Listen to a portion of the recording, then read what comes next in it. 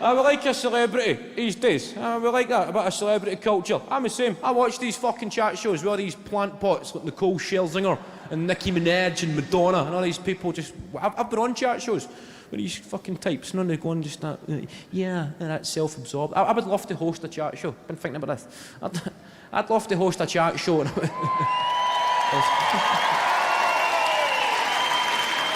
I would call it Did Ye? Aye.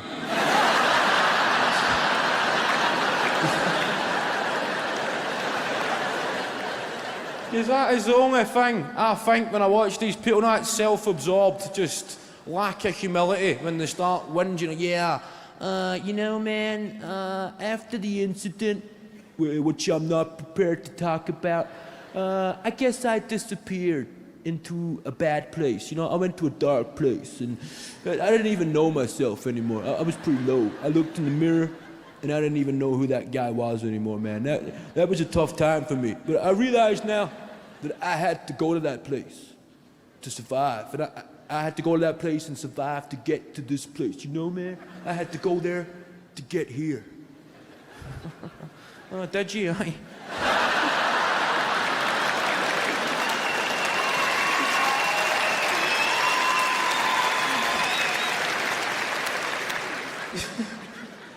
Just that one dismissive term, and then just leaving it hanging, just off on a vacant stair in return.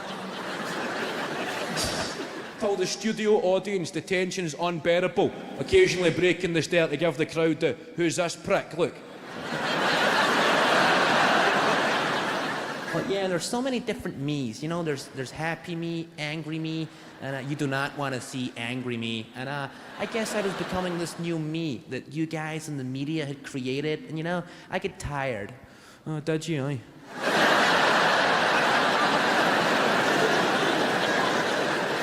It's like at school. Remember at school when somebody was talking shite, you could just counter their claims by going "boo boo boo."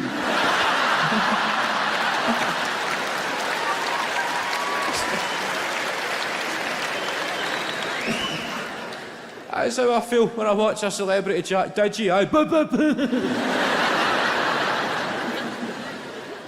Some aspects of school life should have continued long into adulthood. That's number one on the list.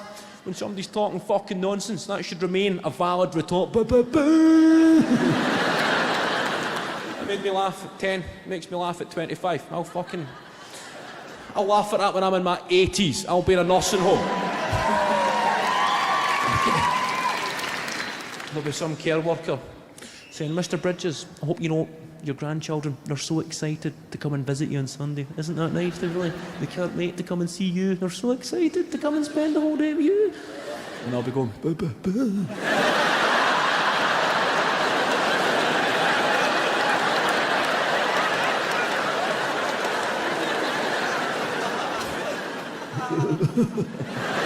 Thank you. I've done it. I lost weight before. What was that? Oh, what did you shout? If I get a fucking lazy eye, it was clearly somebody there and it's just moved. You shouted up the Celtic. Right. That's good, but was that... Why did you just shout that randomly? Just in connection to weight loss. What's your name, sir? Killian. Is that the name here in Cork? Killian. Where are you from, Killian? You're from the north. You're from the north. As in the north of Ireland or the north of Cork? I just need to know how much we've zoomed in on the Google map here. The north of this city or this country? The country. All right, fucking relax, mate. Wow, that's an accent, isn't it? The fucking country. There's a fucking bomb in the biscuit tin. Everybody get out! Everybody get fucking out! I was up there. I love it going up there, up the fucking north. I wanted to open a Chinese takeaway on the Shankill Road, Killian. I was going to call it the Orange Walk. Right, I thought it would be funny. I thought it would be a good business venture.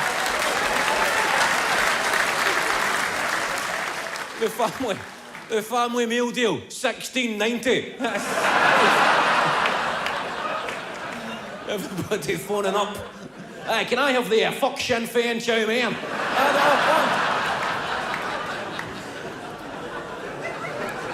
There we go. That was for you, Killian. Can I carry on here? Right, thank you.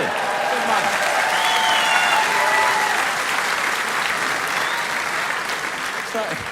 Talking about my weight loss journey. See, it was actually... I used to be a big dude. Right, I lost weight probably about 8 years ago. And then the body positive movement showed up. Just as I had lost weight, it became acceptable and celebrated to be fat. I don't think you can even say that word anymore, because it's fat. Because we love, even fucking Ann Summers on the window, they've got lingerie models just standing in fucking gravy-stained suspenders. Just...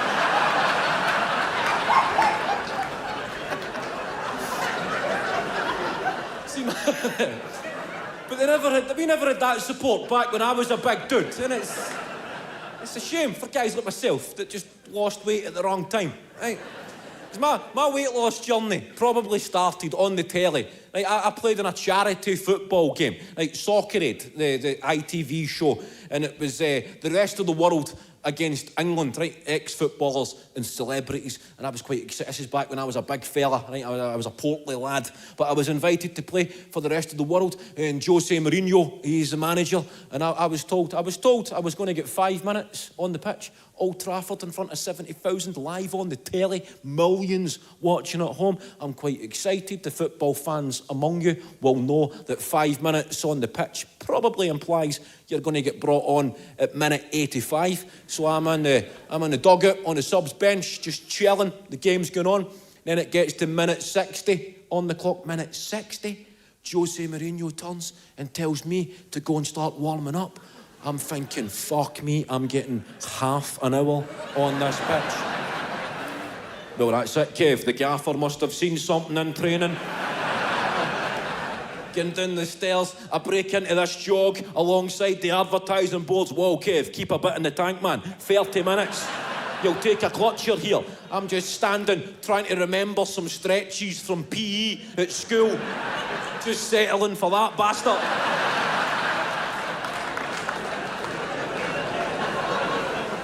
Then I get shouted back up, then I get brought on the pitch, and then 5 minutes later, I get brought straight back off the pitch, subbed on, subbed off, humiliated on national telly, and then I stupidly checked the Twitter comments, and the vile trolls had fat-shamed me. They had made a video with the Benny Hill theme tune in fast-forward mode of me jogging on, my tits bouncing through my jersey, trying to control a pass and then jogging straight back off again.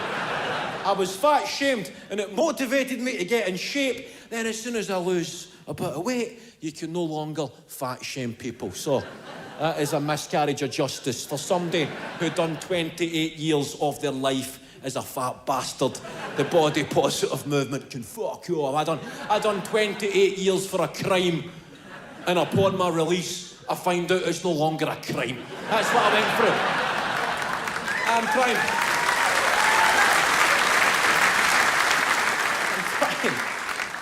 I'm trying to stay relatively fit. And you're just trying, once you become a parent, you need to try and work on getting a few years towards the end. That's all I can hope for. Just try to keep a couple of stone in a savings account for later in life.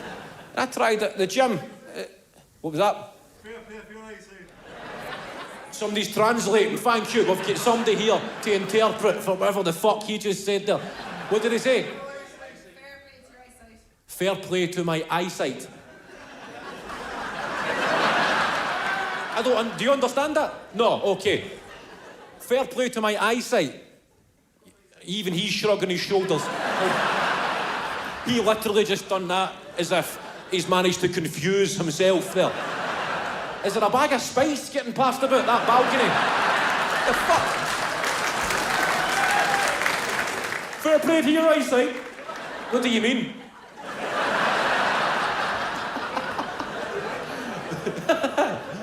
Wow, this is why we record the special here. This is a bit mental. Good people. I was going to ask you your name, mate, but that's maybe a bit too advanced, so... That's good. Anyway, what was I talking? The gym. The gym. That's it. How old are you, mate? The guy in the white jumper there? 19. That's it. The youth. What's your name? Owen. Oren. Oren. Is that O-R-A-N? O-D-H-R-A-N. Oh, for fuck's sake, man. This is like deal or no deal. I could have went to anybody there. And I somehow hit the fucking $250,000 box. Say how you spell it again. O-D-H-R-A-N. O-D-H-R... D-H is silent. D-H. Silent. It's silent, all right. So, Oren. Is that enough if I just call you Oren? Good, man. Wow. Just shut up. This'll blow your mind.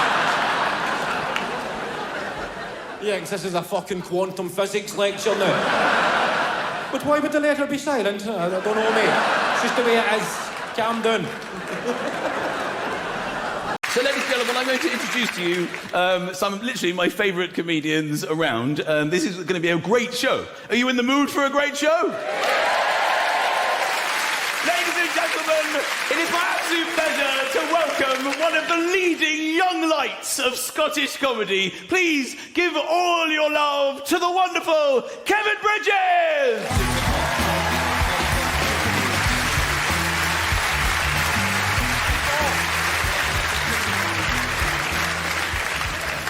Thank you, Edinburgh. Good evening. Good to be here at the Comedy Roadshow. Thought maybe start off with a joke. So, I seen a sign that said, "Have you seen this man?" So I phoned up and I said, "No."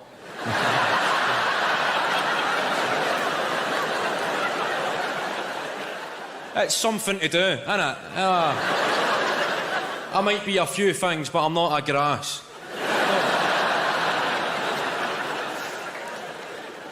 So it's good to be in Edinburgh. I'm actually from Glasgow myself. Thank you. I would very much get a reputation. The city of Glasgow was recently announced as Europe's murder capital, but also voted the UK's friendliest city. In the same week. We got our act together pronto. You might get the shite kicked out of you, but you'll get directions to the hospital.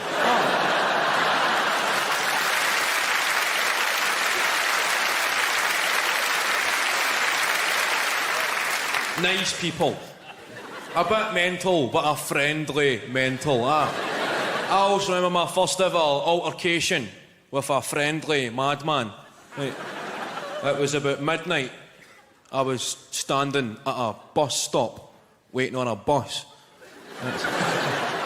That's the way I play the game, right? That's how I roll. At the bus stop, waiting on a bus, two people sat beside me. They were doing something similar, and everybody was having a good time. Sounds a bit far-fetched, but it's based on a true story. So everyone's there getting their bus stop on when a friendly madman showed up. A guy. He was across the road, and he shouted, "Hoi, you! Hoi, you! Aye, you!" Now, when you're at a bus stop at midnight and somebody instigates a conversation with "Hoi, you! Hoi, you! Aye, you!" you kinda shite yourself.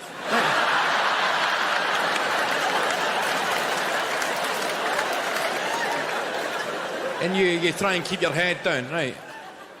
And then the guy shouts, "Hoi, fat boy, fatty."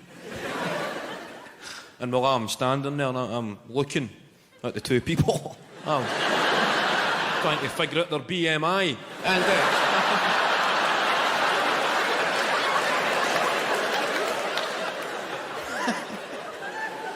because one of us is about to become a statistic, right? But beside me were just these two big, skinny pensioner types. Cool, this one must be for me. And the guy said, "Fat boy, give me a quid, or you're getting stabbed." I thought, a quid? That was quite reasonable. Panic over. I mean, I've never been stabbed, right, but I can imagine it'd be somewhat inconvenient.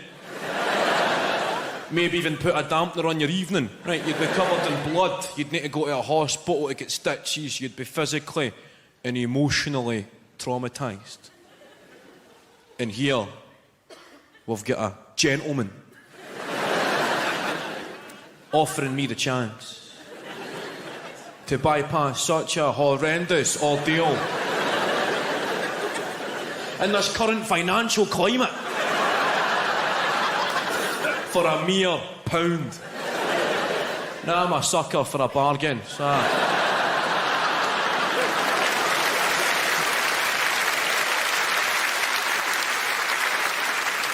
In Edinburgh, you're talking at least a fiver, aren't you?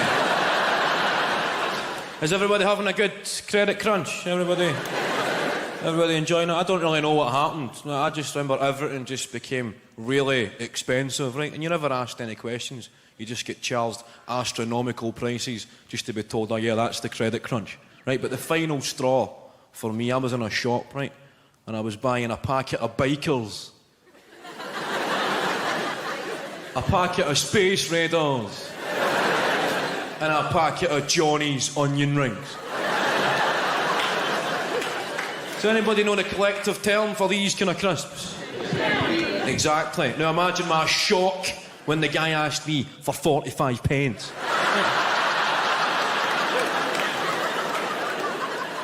Now when 10p crisps are costing 15p, that's when I began to take an interest in economics.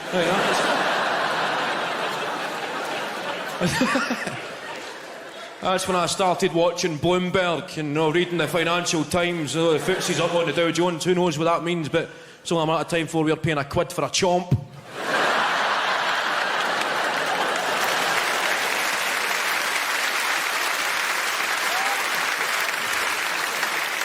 See, I was never like the rich. I don't come from like a wealthy background, but I don't come from a poor background. I was always the kind of in-between guy. Like, remember the first day back at school after the summer holidays? That was the day you found out what class you were in.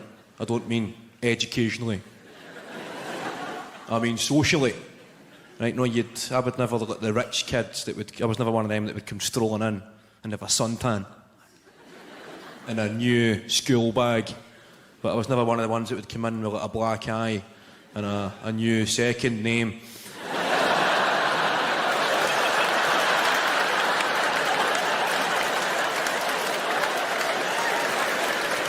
Remember him? You'd need to ask your teacher. You'd be going, "Sir, how come Jamie Cosgrove's now called Jamie De La Cruz?" "Oh, it's because his mum's a dirty."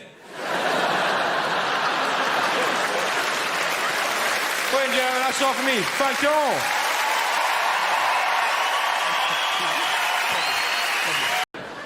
I would like a celebrity these days. I would like that, a bit of celebrity culture. I'm the same. I watch these fucking chat shows with all these plant pots like Nicole Scherzinger and Nicki Minaj and Madonna and all these people just... I've been on chat shows with these fucking types. None of them go and just that...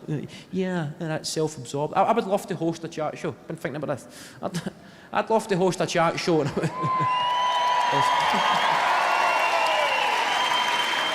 I would call it Did You? Aye.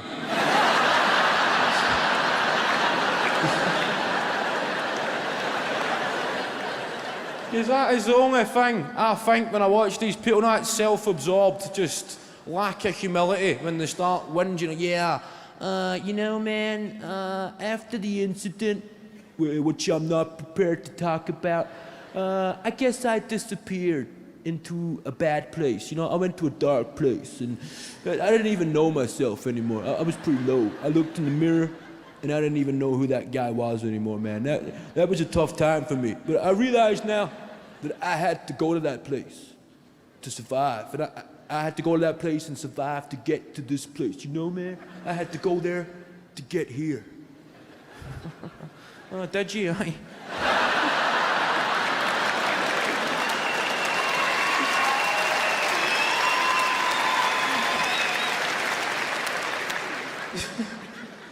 Just that one dismissive term, and just leaving it hanging, just off on a vacant stair in return. Told the studio audience the tension is unbearable, occasionally breaking the stair to give the crowd the "who's this prick" look. But yeah, there's so many different me's. You know, there's happy me, angry me, and you do not want to see angry me. And I guess I was becoming this new me that you guys in the media had created. And you know, I get tired. Oh, did you, aye?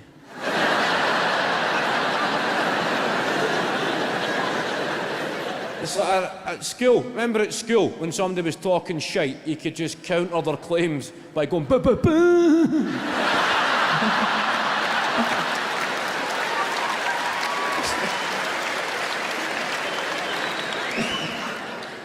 That's how I feel when I watch a celebrity chat. Did you? Aye. Some aspects of school life should have continued long into adulthood. That's number one on the list. When somebody's talking fucking nonsense, that should remain a valid retort. That made me laugh at 10, makes me laugh at 25. I'll laugh at that when I'm in my 80s. I'll be in a nursing home.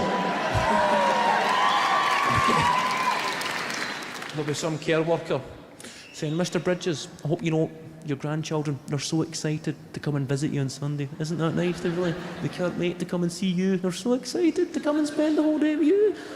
And I'll be going, "Ba, ba, ba."